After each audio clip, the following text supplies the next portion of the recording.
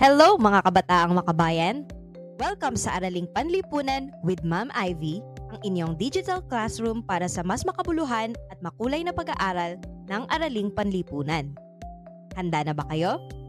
Tara na at simulan ang ating paglalakbay. Pag-aaralan natin ang nakaraan para sa mas maliwanag na kinabukasan. Hey class! Alam niyo ba na parang Roblox din ang lipunan? May iba't ibang roles, may mga leader, gaya ng mga admin sa servers, at may kanya-kanyang power at rank. Sa topic natin ngayon, ang estrukturang panlipunan at ugnayang pangkapangyarihan sa Timog Silangang Asya. Aalamin natin kung sino ang may control, paano na-assign ang mga roles, at paano sila nagkakaisa o nagka-clash. Oo, parang chaos sa Roblox pag walang teamwork. Kaya, wag lang puro grind sa Bloxburg.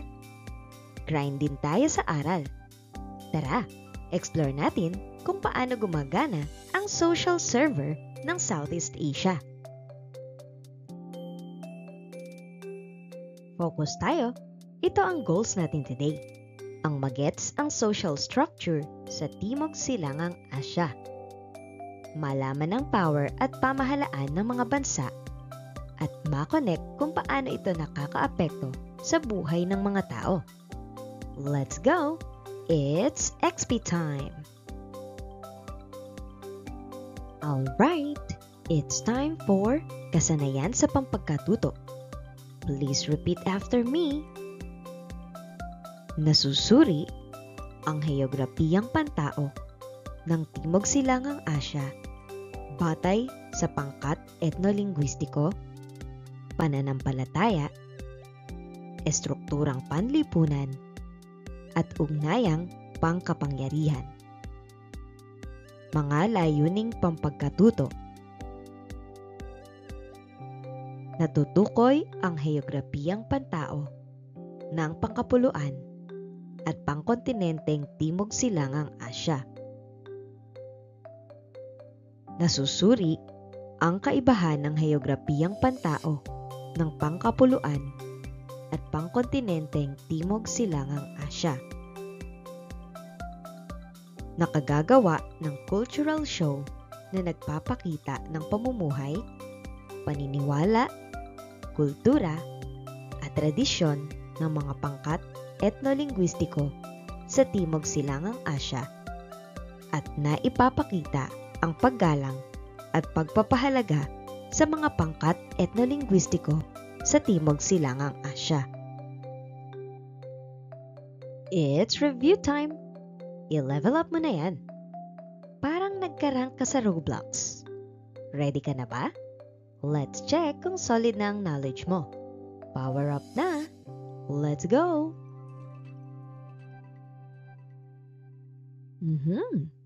Bakit mahalaga na kilalanin at pahalagahan ang iba't ibang pangkat etnolinguistiko at kanilang pananampalataya sa mga bansang kapuluan ng Timog Silangang Asya tulad ng Pilipinas at Indonesia? Mama ko po! Alright, Mochi. Ikaw na talaga ang cute na younger kid dito sa class. Sige nga, parinig mo yung sagot mo. Kasi ma'am, mahalagang kilalanin at irespeto ang iba't ibang pangkat etnolinguistiko at pananampalataya kasi diversity is power. Mas cool pag iba-iba pero united. Tapos, respect hits different. Kaya iwas conflict at more unity. At yung culture identity, huwag i-cancel, kundi i-celebrate.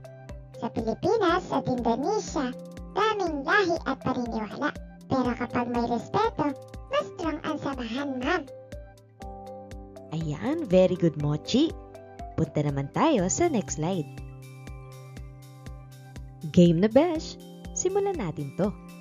I-ready na ang utak, heart, at vibes. Let's learn, have fun, and level up together. Let's go! It's time for Iguhit Mo. Ang tanong, ano ang pinakamaliit na unit ng lipunan? Ito ang clue.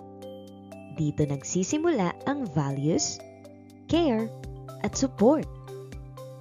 Siyempre, ang task natin, gamit ang creativity mo, iguhit kung paano nakakatulong ang pamilyang Pilipino o pamilya sa kabuuan sa pamumuhay ng buong mamamayan. Pwede kang gumamit ng mga simbolo, style art, or kahit comic vibe. Basta malinaw ang message.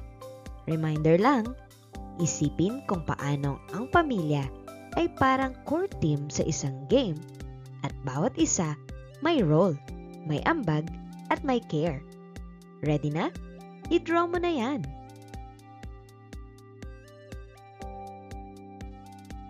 Let's explore! Tara, alamin natin to ng mas malalim. Parang deep dive sa favorite game mo. Kailangang ihanda ang utak, puso, at curiosity mo dahil mas maintindihan natin ang kultura, lipunan, at paniniwala ng Timog Silangang Asya.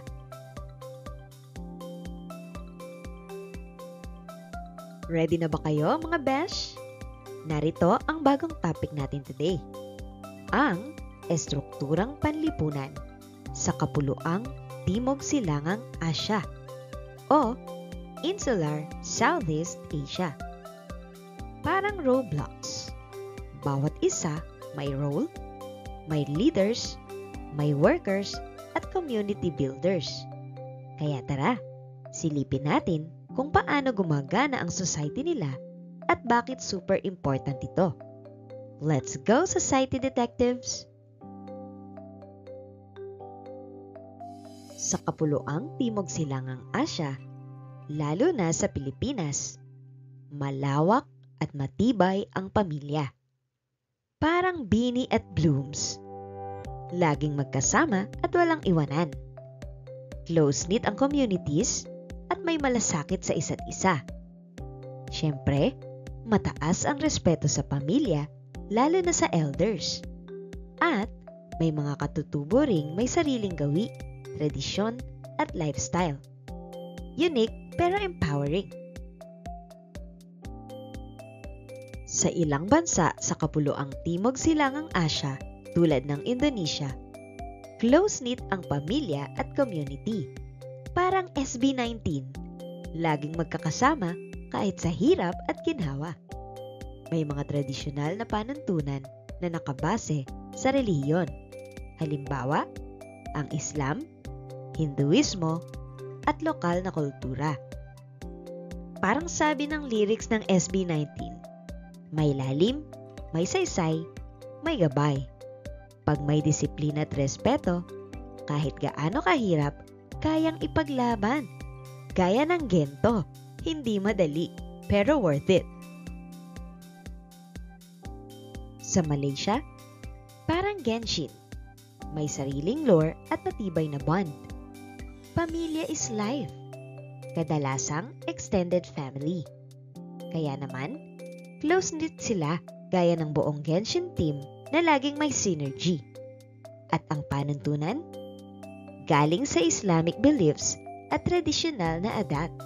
Isang custom nila. Parang Archon. May ancient wisdom na sinusunod pa rin hanggang ngayon. Sa Malaysia, ang respeto at paniniwala ay parang elemental reaction. Kapag pinagsama, mas malakas ang impact. Sa Brunei naman, parang Minecraft server na chill pero solid ang build. May iba't ibang players sa bansa tulad ng Bruneians, Malays, Kadayan, Belite, Tutong at Dusun. Bawat isa may unique style, parang may kanya-kanyang biome at skin. Pero iisa ang server rules, respeto, kultura at pagkakaisa. Magkakaiba man ang blocks nila, yung tradisyon at wika, kapag pinagtagpi-tagpi, nakakabuo ng isang strong and peaceful kingdom na parang survival base na well-organized. Let's talk about East Timor or Timor-Leste. Strong ang family bonds at close-knit community. Parang enhypen na solid ang support sa isa't isa. May mga local leaders ang mga tribo. Malakas ang influence ng relihiyon tulad ng strong concepts nila na nag-guide sa kanila. Sa East Timor, una ang pamilya, pananampalataya at samahan. At syempre, ang Singapore. Parang high-tech na server sa Minecraft. May modern at urban vibes. Lahat organized at automated. Parang redstone system. Bawal ang sablay. Small but smart family units. Hindi man malaki ang household, pero solid at efficient. Gaya ng compact builds. Strict rules, safe world. Parang survival mode na may anti-grip system. Discipline is the game rule. Dumako naman tayo sa estrukturang panlipunan ng mga bansa sa pangkontinenteng Timog Silangang Asya or mainland Southeast Asia. Dito, family is everything. Solid team like sa Genshin values. Nakabase sila sa Buddhism. Parang daily quest ng doing good. Community tight, laging ready to help. Parang co-op squad. Ganon. Sa Myanmar, pamilya at community, solid like an OG squad na different tribes with own rules at parang iba't ibang guild sa game militar. Malakas ang power-up, kaya game changer sa bansa. Thailand, check. Family and community, may hierarchy. Parang team leader vibes ng Buddhism. May daily power-up sa buhay. Guiding moves ng respect sa elders, kaya naman ultimate boss level ang respeto. Sa Vietnam naman, ay extended family. Ibig sabihin, malawak or may nakatirang tito, tita, pamangkin, pinsan sa iisang bahay. Dito, respect sa elders ay legit VIP treatment. Centralized ang community na parang isang well-organized team. Mahigpit ang rules ng government. Parang strict game admin. Pag-usapan naman natin ang Cambodia. Close-knit fam vibes, malaking pamilya, at Budismo ang life coach nila. Ito yung gabay sa lahat ng rules at kultura. Sa kultura, solid sila dyan. Parang core team sa laro ng buhay.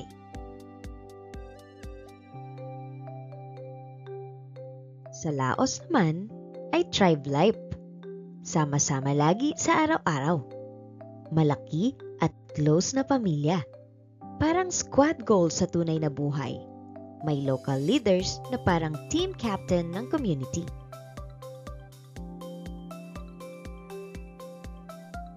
Handa na ba kayong alamin ang mga uri ng sistema ng pamahalaan sa kapuluang Timog Silangang Asya or Insular Southeast Asia? Pilipinas at Indonesia. Mayroon silang demokratikong republika. At ang demokratikong republika ay isang uri ng pamahalaan kung saan ang mga tao ang may kapangyarihan sa pamamagitan ng pagboto. Pinamumunuan ito ng Pangulo. Pag sinabing demokratiko, parang sa Roblox, ikaw ang player na pipili kung sino ang magiging leader ng grupo. Malaya kang bumoto at pumili ng boss ng team. At ang republika, dito, yung mga leader ay pinipili ng mga players. Hindi tulad ng boss na namamana.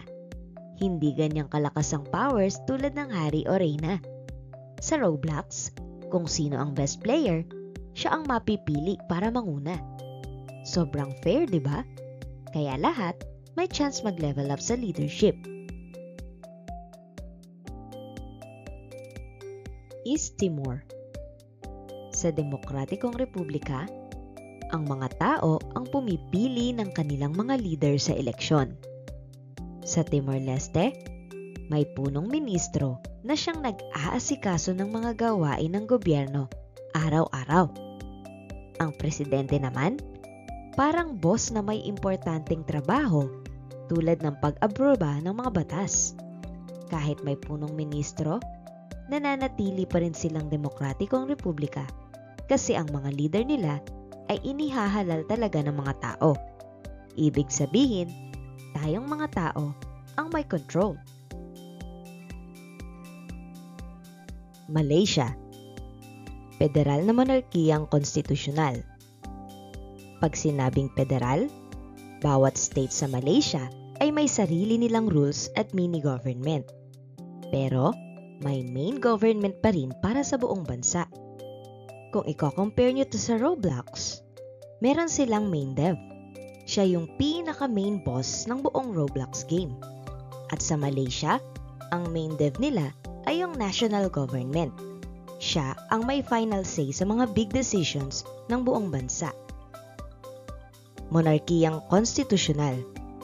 Mayroong hari o sultan. Pero symbolic lang. Parang logo ng game o banner ng team. Pero ang tunay na power, nasa mga leaders na sumusunod sa game code, aka Constitution. So, lahat dito may role. Pero may rules din para balance ang power sa buong bansa. Sa Brunei naman ay mayroong absolute monarchy. Yes, Bash! Ganap na monarkiya.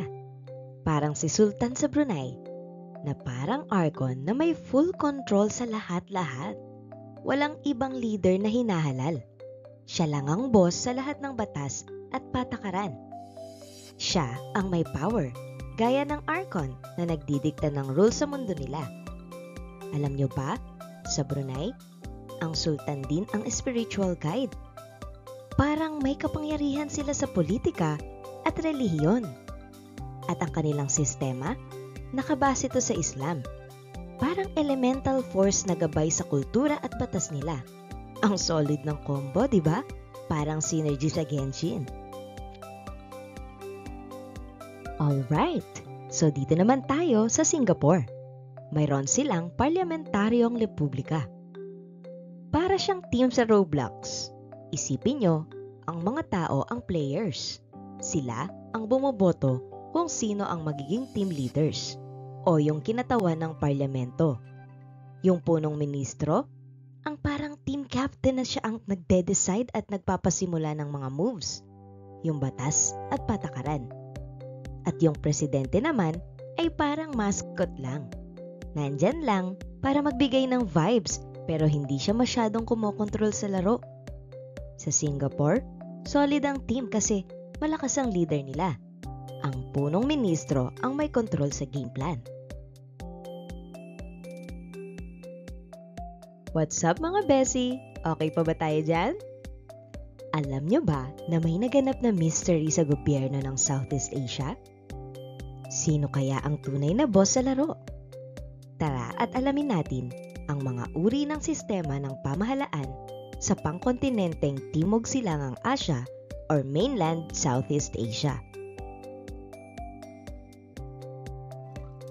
Alright mga Bessie, kaya niyo pa bang makinig?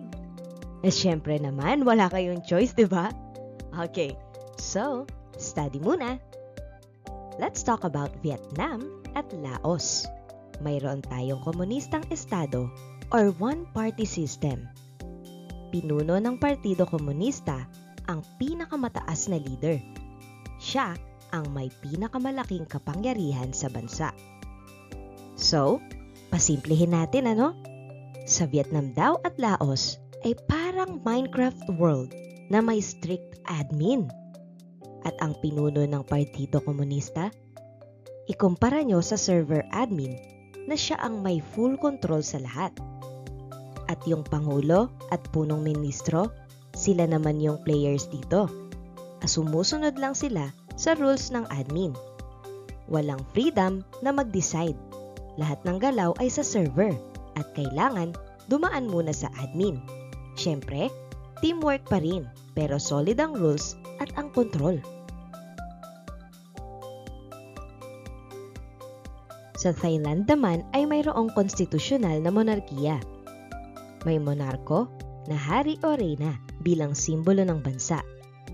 Parang rare boss sa Minecraft na nasa base lang bilang simbolo ng clan. At hindi siya ang nagkokontrol ng laro kasi mayroong konstitusyon na naglilimita sa powers niya. Ang tunay na nagde-decide sa mga moves at rules ay yung mga punong ministro at parlamento. Parang mga guild leaders na gumagawa ng patakaran para maayos ang game. Example nito, mayroon silang hari, pero bilang simbolo lang ng bansa. Pero ang mga elected leaders, sila yung nagpapatakbo ng buong sistema. Myanmar o Burma. Militar o otoritarian. Ang militar o otoritarian na pamahalaan ay isang uri ng pamahalaan kung saan ang kapangyarihan ay hawak ng isang grupo ng mga sundalo o isang leader na may malakas na kontrol sa bansa. Imagine niyo sa Minecraft, may isang group ng players, may mga sundalo na nagte-take over sa buong server nila. Sila na ang boss na may full control. Walang palusot.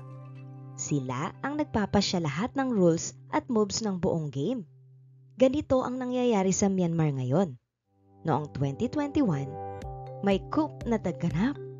Kaya ang militar ang may hawak ng power.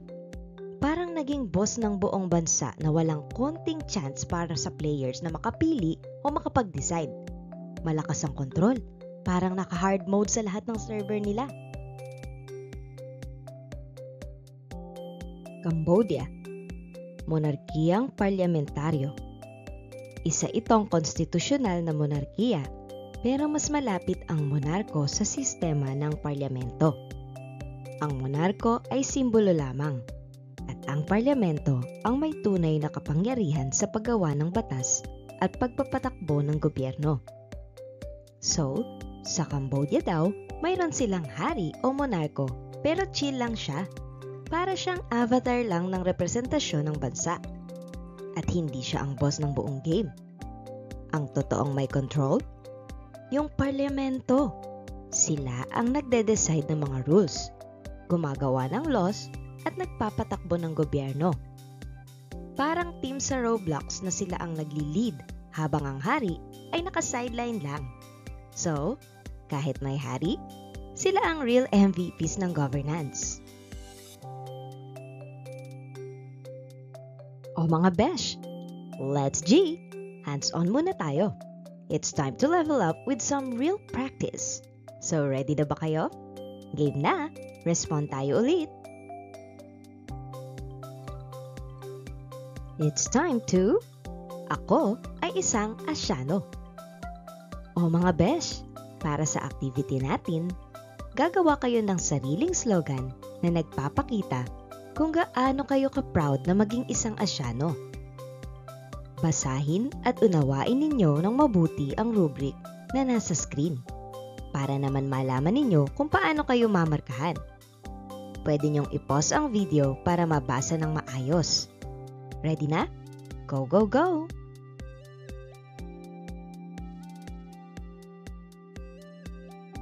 Sabay-sabay nating i-practice ang mga natutunan natin para mas tumatak.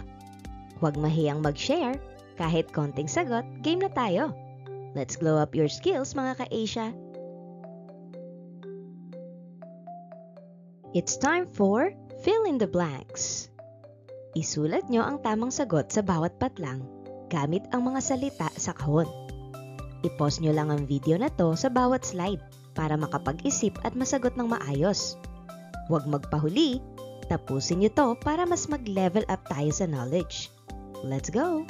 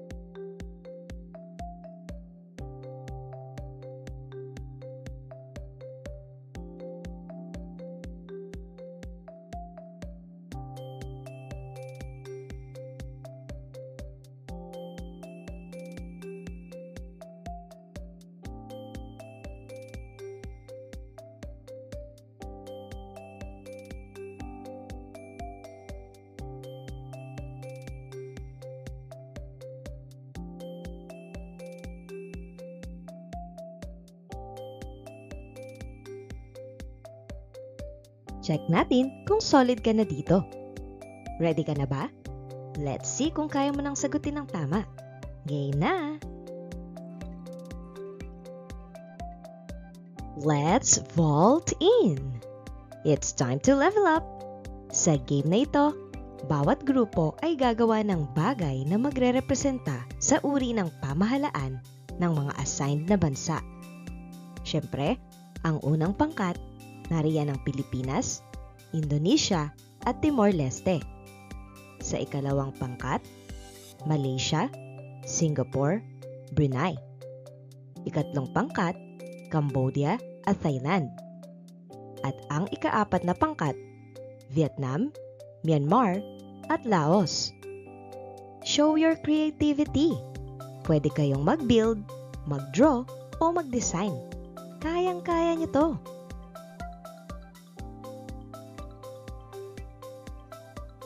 What's the tea? Ano ang mga key takeaways mo? Ano kaya ang pinaka-chika o pinaka-importanteng nalaman ninyo sa lesson? Tara, sagutin niyo yung mga katanungan sa susunod.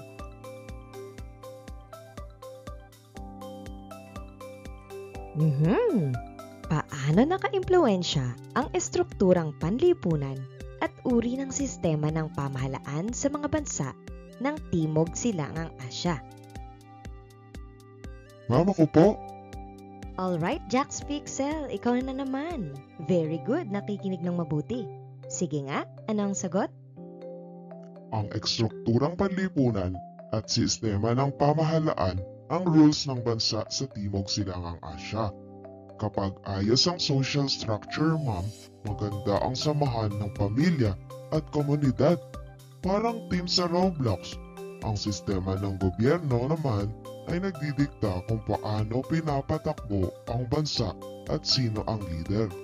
Kapag po maayos ang dalawa, matatag ang bansa at masaya ang tao. Parang panalo lagi sa game, ma'am. Alright, very good. Okay, punta naman tayo sa pagtataya. Nice one mga Bessie! Tapos na ang quest natin sa estrukturang panlipunan ng Southeast Asia. Naalala nyo ba na parang Roblox server sila? May kanya-kanyang roles, may rules, at teamwork ang susi para gumana ang society. Pero teka, tapos na nga ba ang round natin? Not yet, mga beshi. Dito tayo sa checkpoint unlocked. It's time to test your skills, mga explorer. Magla-login tayo sa pagtataya mode. I-ready na ang papel, lapis at utak kasi kailangan mong i-complete ang next challenge para maka-level up. Let's go mga pro builders!